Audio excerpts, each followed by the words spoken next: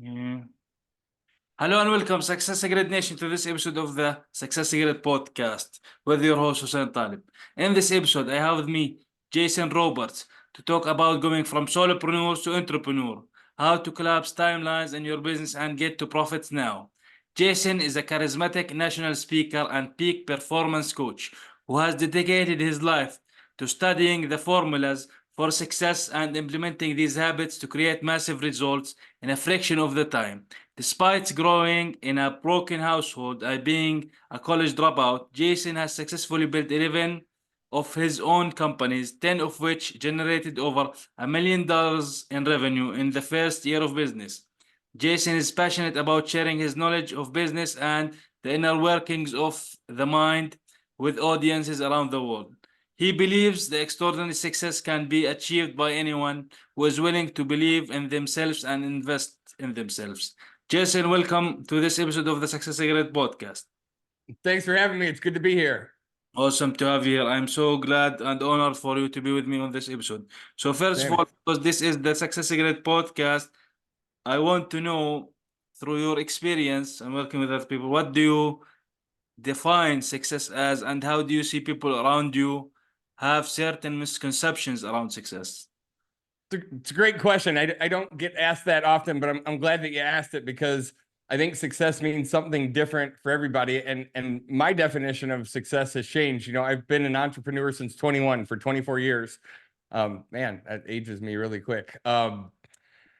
And in the beginning, I equated success to how much money I was making. You know, I mean, like how much setting new revenue, new goals for the corporation, for the businesses every year, setting new income goals for myself. But I'll tell you, man, I was when that was my primary focus, I was an absolute slave to every business that I had. You know, I got to the office at 5:30 in the morning. I worked till midnight, 6-7 days a week for years and years and years. And I sacrificed everything that mattered. You know, I subscribe to this. If I work really, really hard right now, then someday I can have this great life. And there's parts of that I agree with. You know, like we always have to hustle. There always is some sort of trade-off. However, everything was out of balance. You know, I neglected my relationships. I neglected my family. I neglected what mattered most. Like the whole reason we go into entrepreneurship or open a business is supposedly for freedom. And I had no freedom. And then one day in 2007 came and the whole economy in the United States collapsed. And over a 2.5-year period of time from 07 to 2010, middle of 07 to 2010, I went from being a multimillionaire to virtually homeless. I mean, I lost everything. I had to file Chapter 7 bankruptcy, cars repossessed, deficiency judgment. I mean, every bad thing that divorce, every bad thing that you could possibly imagine. And while I was going through it, you know, that was one of the most painful things that I've ever experienced in my life. Looking back on it, it was one of the biggest blessings I ever received, because that was at that same exact time a mentor came into my life. And, you know, he basically said to me, Jason, you're nobody special. I know all kinds of guys like you that are good at business, that can generate millions of dollars, but look at the price you're paying. You know, you miss holidays with your family, you miss birthdays. You've been saying for 7 years you want to go to the gym, but you never go because you're too busy. And like all the things, you know, all the things that are supposed to really matter. And he said, you don't impress me at all. And he was kind of being a jerk, and it kind of like was a confrontation for a minute. And he said, what would be really impressive to me is if you could figure out how to grow your businesses, how to change more lives, how to have a bigger impact in the world in 3 or 4 hours a day instead of 15 hours a day. Now that would be impressive. And that was the first time ever anyone in my life, you know, I was raised that your job as a man is to work and provide, you know, and I associated working and providing to 10, 12, 15-hour days. And that was one of the biggest shifts in business that I've ever had in my life. And it forced me to make better decisions. You know, when you've got 15 hours a day to do something, you make different decisions than if you have 4 hours a day to do something. And when you have 4 hours a day to do something, you become better at delegation. You become better at systems. You become better at processes. You become better at your metrics. You become better all the way around. But when you don't have to, that's one of the biggest problems I see with businesses that I work with, even multi-million-dollar companies that I consult.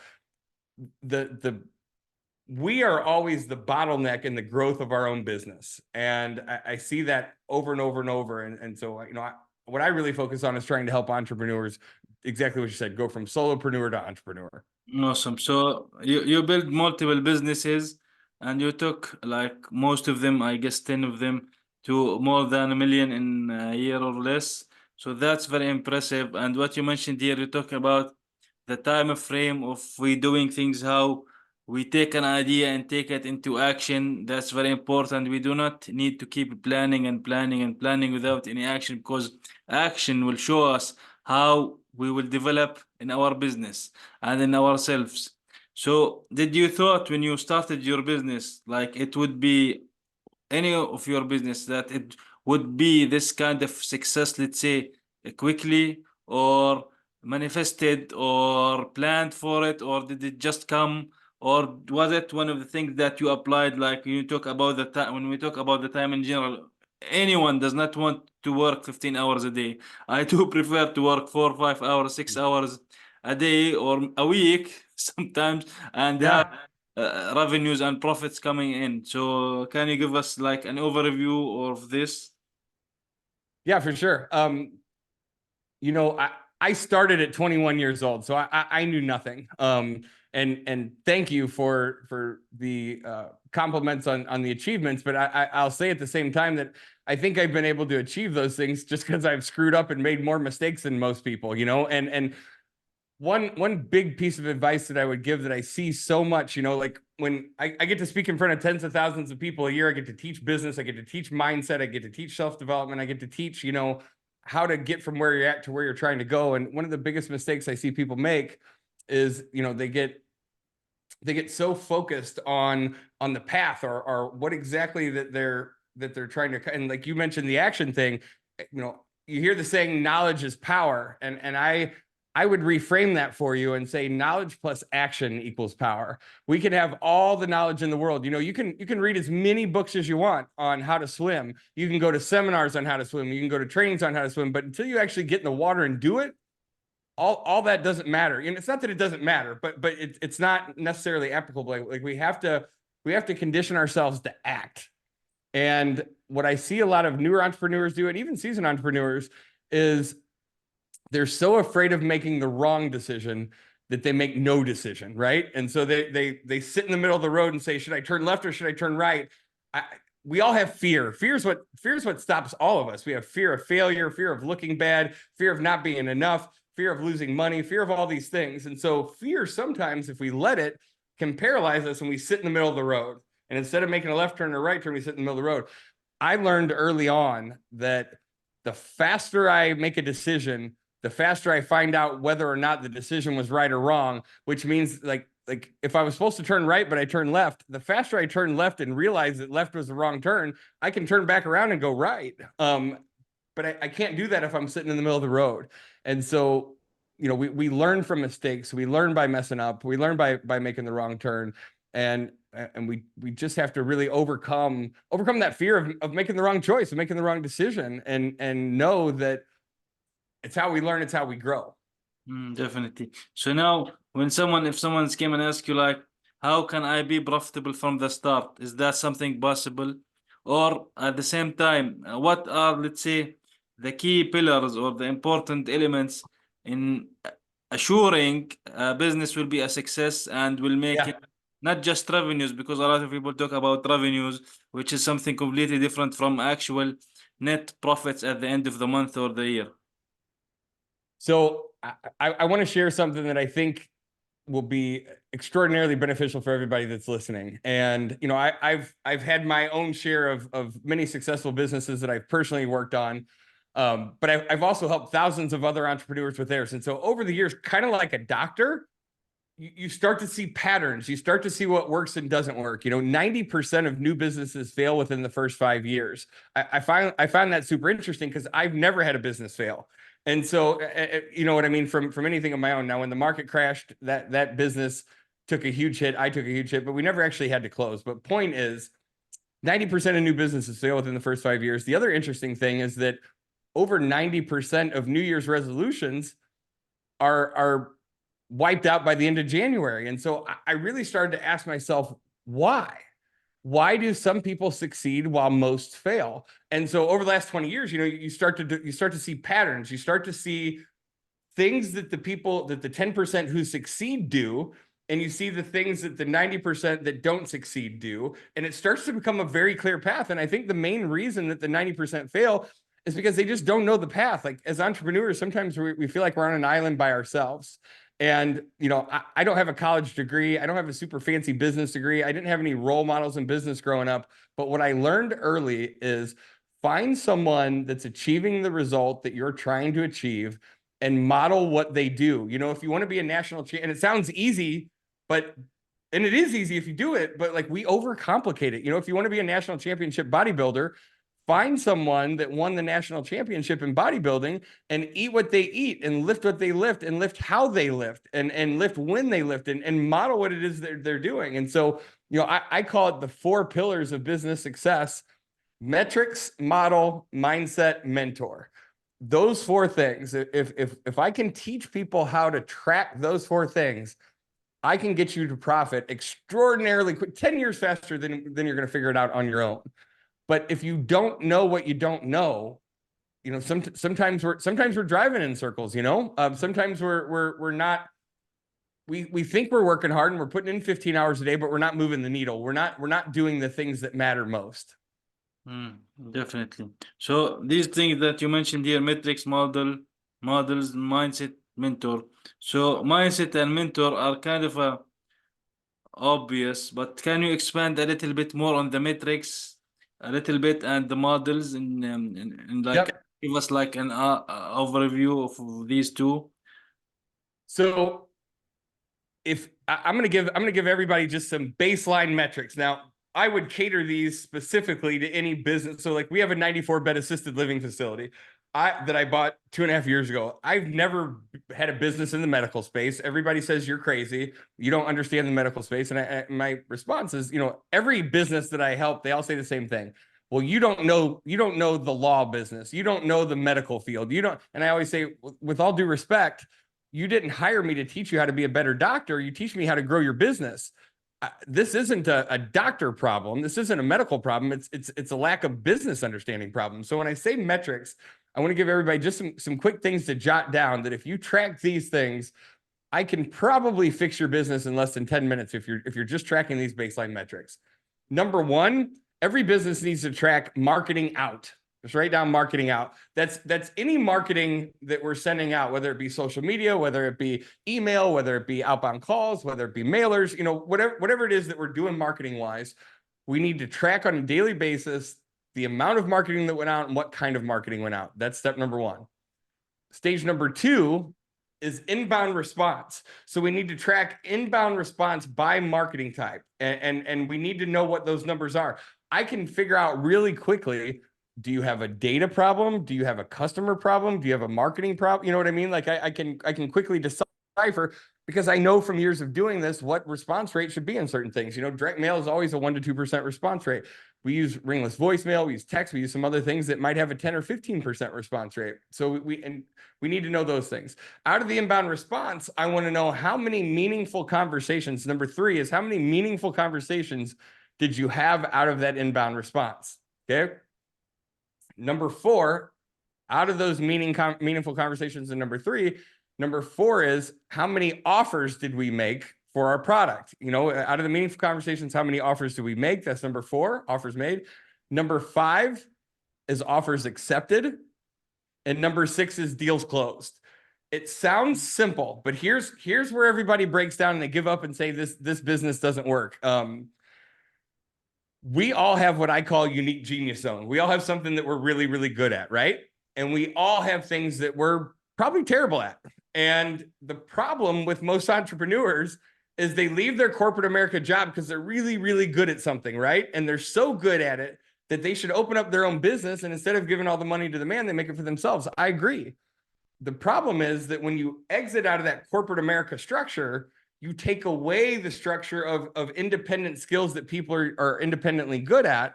And now you're responsible for all those things. You're responsible for sales. You're responsible for marketing. You're responsible for your back end. You're responsible for payroll and taxes and all these different things. And so, it's It's the story of the baker, you know, that worked in the bakery, and the book that tells the whole story about how when she transitions out of the bakery and goes to open up her own bakery, she's got all these different responsibilities and the business suffers. So we have to understand where we're good. I had a client from Tucson, Arizona that saw me speak, and she came up after the fact and she said, "Hey, I want to bypass all the stuff. I just sold up my CPA firm for millions of dollars. I have a new business that I want to start and create that I don't know much about. I want to write you a big check. I want to come to St. Louis for a week, and I want you to build out this whole business for me." And it wasn't something at the time that it wasn't my typical flow of way I work with somebody, but I could do what she asked me to do. And so I agreed to it. She came to St. Louis, built the whole thing out. Long story short, she goes back to Tucson. She calls me after a week and she says, "Jason, this was the best money I ever spent in my whole life. We got 76 new calls this week of clients that wanted to work with us, and I couldn't be happier. Best money I ever spent." And I was like, awesome. You know, I mean, that's what I want to happen with anybody that I work with.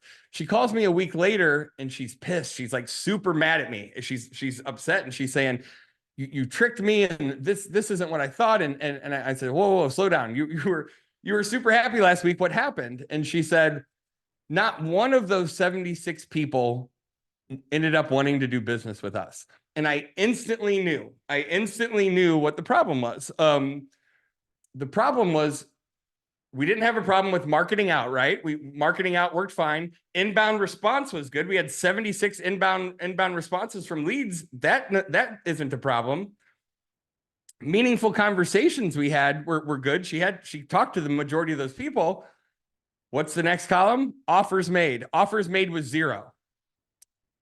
I know where the problem is. The problem is in sales conversion. It's not in our marketing. It's not in our leads. It's not in any of that.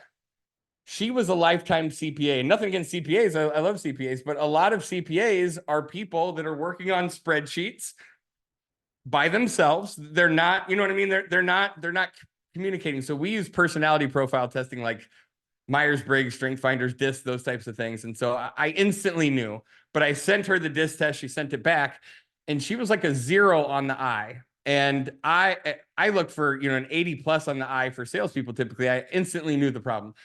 If you have somebody that's terrible at sales or average at sales in the sales role in your business, you're going to fail. Because that is, we have to hit our numbers. 80% of sales in any sales environment are made by 20% of the sales people. I've built some of the largest sales floors in the United States over the last 20 years, thousands of people in a sales floor. 80% of your sales will come from 20% of your sales people. And what that means is that 20% of them are inborn inherently really good. That's their unique genius zone. And the other 80%, it's not. And the difference between that is, you know, 5 or 10x. And so what we did is we pulled her out of the sales role. I hired an acquisitions person, brought them in that was skilled in sales, and bang, within a week, we were closing 20, 30% of those meaningful conversations, as opposed to 0 the week before. Now, had I not had that conversation with her, her story was, this business doesn't work, I'm going to give up. And so I just want to stress the importance of that to all your listeners, that oftentimes we think that the business doesn't work or some part of it doesn't work because we have the wrong person on the wrong place on the assembly line. The business could be absolutely viable, but we just have the wrong person doing the wrong thing. So this is very important. You talked about earlier about the time and usage. We don't want to keep working 60 hours a day.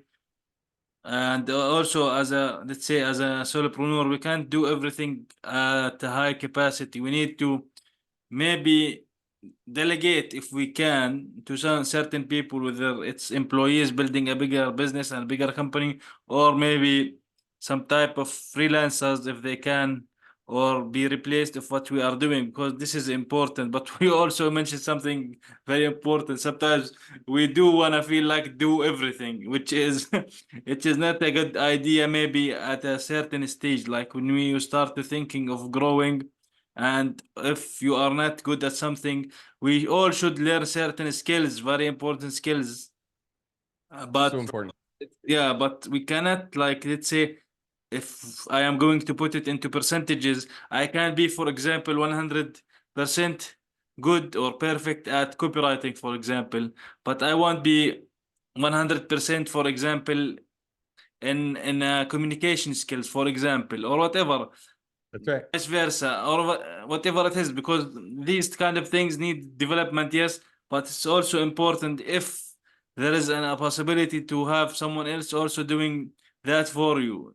This is the way how you get more time on your hand, and at the same time you can grow the business, because it reaches a certain point that it's hard to do everything at a high capacity and all the time. It's very difficult to do that. So we need to know our priorities, and we need to know, like you mentioned now, also the Pareto principle. Like generally, most of the profits or most of the success comes from these 20% of things, of people, of what we are doing, and the 80% usually is not. So we need to know these 20% that are bringing in the profits, these 20% that are bringing the good results, 20% that are bringing the success, and focus and drive these forward. Absolutely. And I see this over and over and over with different businesses that I work with, you know, when they're trying to make the transition and they hire somebody for that sales position and they keep them in it. You know, they hire the person who was the 8 out of 10 that's not really that good at sales, and they keep them in the position for forever. So I have kind of a motto: quick to hire, quick to fire. And the response that I always get from is, oh, I didn't give them enough training. I didn't work with them enough. I need to understand it first before I have them do it. We have all these stories that falls into the 90% of businesses that fail within the first 5 years. You don't need to know it before they know it. A good salesperson is inborn good at that. I'll give you an example. If you were to drop me off in some random city in the United States without a dollar to my name, and I had to start a business from scratch, the very first thing that I would do is find an assistant, find a right-hand person that has this complementary skill set to what my skill sets are. It'd be the very first thing. And then people say, well, you just said you got dropped off there with no money. How are you going to hire an assistant? Guys, not everybody is money motivated. We are often money motivated. That's why we start our own businesses. So our lens that we see, our map of the world, our lens that we see life through is through a money motivated lens. But you're forgetting that there's a big chunk of the world that isn't money motivated. One of the most brilliant people I've ever hired in any of my companies, and I've had thousands of employees, one of the most brilliant people I've ever hired was a stay-at-home mom whose husband worked at MasterCard corporate and made great money, so she didn't have to work. But her kids were getting to the age where they were starting to go to school for a few hours a day. And she just wanted some adult interaction. She told me when I hired her, she just wants to make a couple $100 extra to pay for her arts and crafts stuff. That's what she said. But what she really wanted was human interaction. She wanted to feel like she was contributing to something. She wanted to feel like she was part of a team. She wanted some adult interaction, right? I mean, you can resonate with that if you're raising kids. You want some adult interaction sometimes.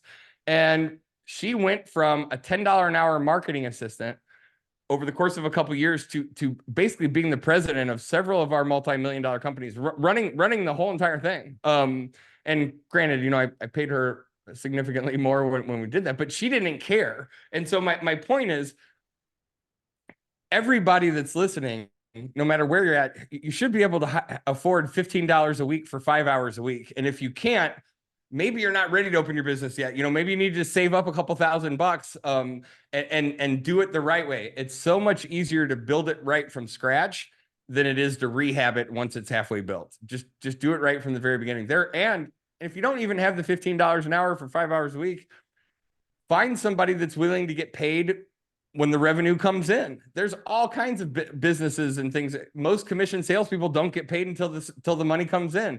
Realtors don't get paid until the money comes in. Loan officers don't get paid until the money comes in. So that's not super abnormal in our culture.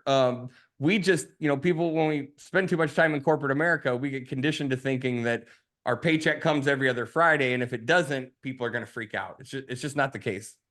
You mentioned something very important earlier, is learning or studying from the experts. This is one of the ways that also can go faster. It's also one of the things that relate to the mentors side of things, which is very important. We always need to pick between, I think, maybe 3 to 5 maximum, because more than that, it would be overwhelming.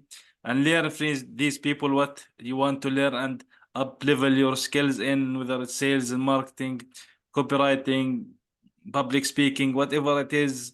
So these are very important things to learn from the people who are even one step or two steps ahead of you.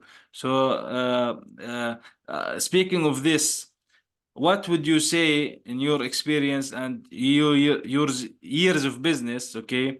What is the worst advice that you have ever received? Wow, the worst advice. Man, that's a good one. The worst advice. You know, I'll tell you this. I'll tell you something that I think that I've noticed when we talk about the 90% of businesses that fail within the first 5 years. This is something that every one of them that I've personally reviewed, which is hundreds, if not thousands, have in common. They all have the mindset. They'll verbally say this. Once I get some success, once I start to make some money, once I close a couple sales, once I start to get the business off the ground, then I'll hire a mentor. And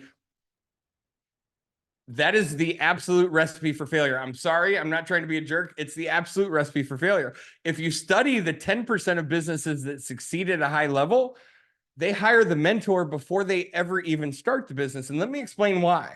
You know, when I bought my 94-bed assisted living facility, before I ever closed on that, I found a mentor that was the #1 Medicare Medicaid biller in the state of Missouri. He has 4,000 beds. 4,000 beds. I was buying a 94-bed, but I knew nothing about this specific type of business. Before I ever saw $1 of revenue, before I ever even closed on it, I spent time with him to understand, what is it that I don't know? What do I need to pay attention to? What am I missing here? Review this with me, review my business plan, review all these things. Tell me what I'm not seeing. Tell me the guy's been doing it at an ultra high level for 20 plus years. I'm just getting started. I don't want to spend the first 10 years learning lessons the hard way. Learning lessons the hard way costs a lot of money. A good mentor will never, ever cost you money. A good mentor will give you an ROI that's insanely greater than you're probably going to even generate on your own. Like some of the things that I learned from him in those conversations scaled our revenue. You know, we went from $3,000 per bed at the time we put that property under contract to almost $4,000 per bed per month by the time we closed on it, because of suggestions he gave about negotiating the rates and things that I didn't even know we were able to do. An additional $100,000 a month in revenue came from getting the mentor first instead of operating it from this backward cycle. But we always, for some reason, we feel like it's an expense, and that's a fear response, right? That's a fear of failure, fear of not looking good, fear of not being able to make it work. You got to just be vulnerable, lay those fears on the table. And I don't just mean go find any mentor. The internet is full of gurus that are going to teach you how to do stuff that they've really never, ever done in their life. So when I say find a mentor, I don't just mean somebody that says they're a mentor. I mean somebody that is actively achieving in their personal life the result that they're going to teach you how to get. If they're not doing it themselves, you know how many people selling courses and trainings with stuff that I see that don't even really do the thing that they're teaching? Like that's scary, but it's the world that we live in. Find somebody that's doing what you're trying to do. That's a recipe for success. Definitely. It's very important to be authentic and who you are, and learn from people where do you want to be, because they have been there. It's not like you could find someone that is, let's say, maybe suitable for you. You can find someone that applies to your personality. Also, like you mentioned, right. that personality types. This is very important. And eventually, we don't want to go on a certain road, a certain path in business or life and discover, like after 5 years, this is not the place that we want to be in. So we'll have to go back.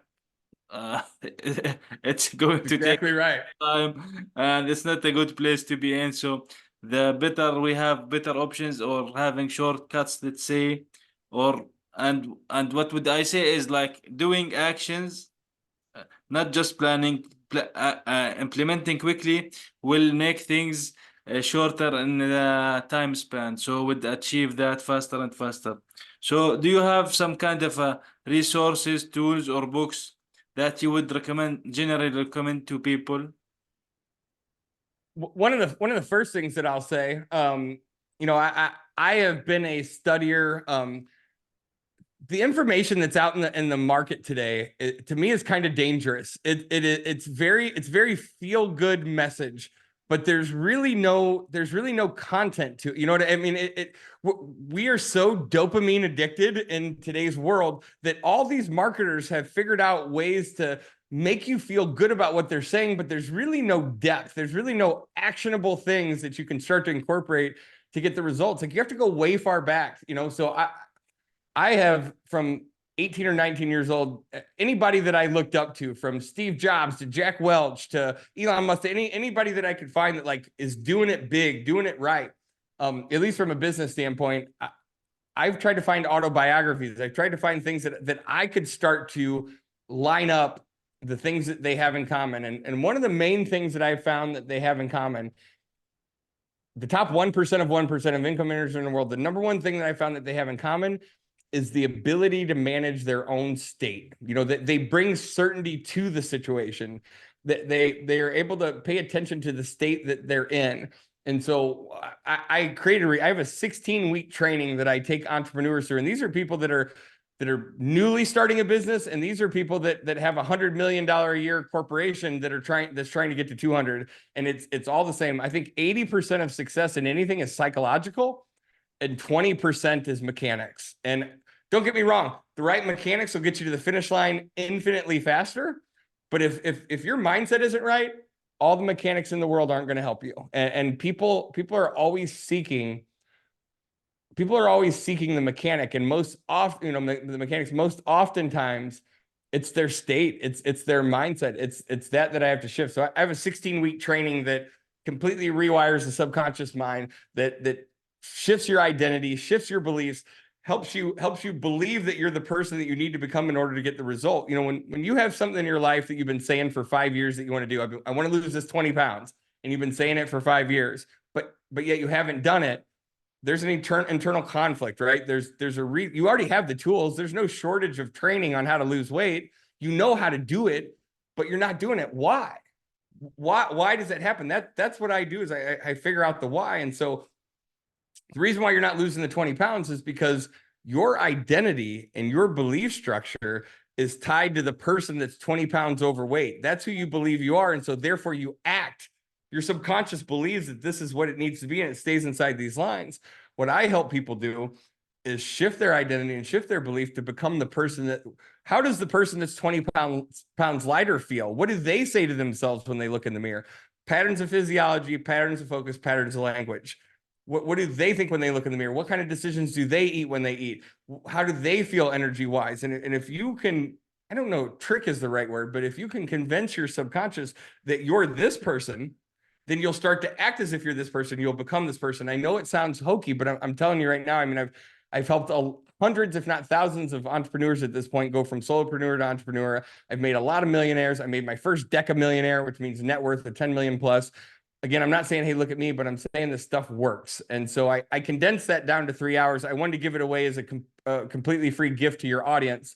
You can go to www.ultimatesuccessblueprint.com. There's no strings attached. There's no upsell. There's no anything else. It's my gift to you. I took that 16-week training, condensed it down to about 3 hours, and it'll start you down your path of having drastic change in all these different areas. I mean, it will absolutely change. It will collapse timelines from years to months. I just got a text just yesterday from a client of mine I've been working with for 2 months. He owns a construction company in Texas. And I had him go through this exercise where we restructure the beliefs. Like, he's a one-man band construction. I mean, he has subs and stuff like that, but as far as how the business runs, it's just him and one assistant. And he wants to be $10 million a year plus in revenue. He wants to have a team. He wants to work on the business, not in it. He has all these goals, but he believes he's who he is right now. And so he's stayed there for the last 10 years. I worked with him to believe that he is the person who has a $10 million a year construction company. How does that person act? How does that person behave? What kind of decisions does that person make? How do they see the world? And he sent me a text of this whole list of things that we shifted in his identity and beliefs. And the text, and he had like a whole bunch of it highlighted in yellow. And he said, when you had me write all this out 2 months ago, I didn't believe a single one of these things that I wrote. Not one did I believe were possible, but I did it anyway. And he said, the stuff in yellow that's highlighted, it's about 70% of it. It's already come to pass. It's I've already accomplished it just in 2 months, what I haven't been able to figure out in 10 years. And again, like, I'm not saying, hey, look at me. What I'm saying is there is a recipe for success and there's a recipe for failure. And if you don't know what that recipe for success is, you can spend 10 years like he did trying to figure it out, or you can figure it out now and go straight there. It really is a choice. It really is that simple. It's not a learning curve. It's a Definitely. belief structure. Life is about choices, and That's right. results of our business and lives is That's right. the output is the depends always on the input. That's 100%. the case. So, Jason, thank you very much for joining me for this episode of the podcast. Really insightful and great knowledge that you provided here, and amazing things that, especially the let's say key elements of metrics, models, mindset, and mentor. So this is something that's very important to have in mind. Thank you very much for joining me on this episode. Thanks for having me.